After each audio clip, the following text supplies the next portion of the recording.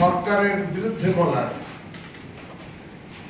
কোন বিষয় তারা বুঝে এই সমস্ত কথাবার্তা বলে, বিশেষ করে হিন্দু ধর্ম সম্পর্কে তাদের কটূক্তি, এমন কোন বিষয় নেই। এটা আমি কিছুক্ষণ আগে একজনের সঙ্গে কথা হচ্ছিল, আমি বলছিলাম সুধীর রঞ্জন মজুমদার, প্রাক্তন মুখ্যমন্ত্রী, এই রাজ্যের প্রাক্তন মুখ্যমন্ত্রী,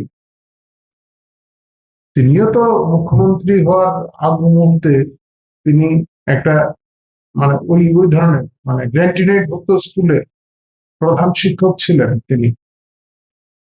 রাজনীতি যারা করেন তারা গ্র্যান্টিনেট ভুক্ত স্কুলে থাকতেই পারেন। উনি উনি ওনার সময় আছে, তো উনি ওনার যে শিক্ষকতার অভিজ্ঞতাটা তিনি কেন কাজে লাগাবেন না? অবশ্যই করবেন। এই সিদ্ধান্তটা কি কোথাও এই কারণে নেওয়া হয়েছে যে সাংগঠনিকভাবে অনেকটাই বন্ধ রাখা হবে? এমন ভাবার কোনো কারণ নেই। আমাদের এই পার্টির কার্যকর্তারা যারা রয়েছেন সবার কাছে কোনো না কোনো দায়িত্ব আছে, কোনোটা প্রকাশ্যে আসে, কোনোটা আসে না। উনি কি কোনো সাংগঠনিক কোনো দায়িত্বে আছেন এবং কোনো মানে বিসিবি ওনার কাছে অনেক দায়িত্ব রয়েছে, অনেক দায়িত্ব, যথেষ্ট গুরুত্বপূর্ণ সাংগঠনিক বিভিন্ন দায়িত্ব আছে। আমাদের জনজাতি মোর্চার বেশ কিছু দায়িত্ব আছে। তাছাড়াও আমাদের অনেক বিষয় আছে যেগুলি প্রকাশ্যে আনা যাবে না।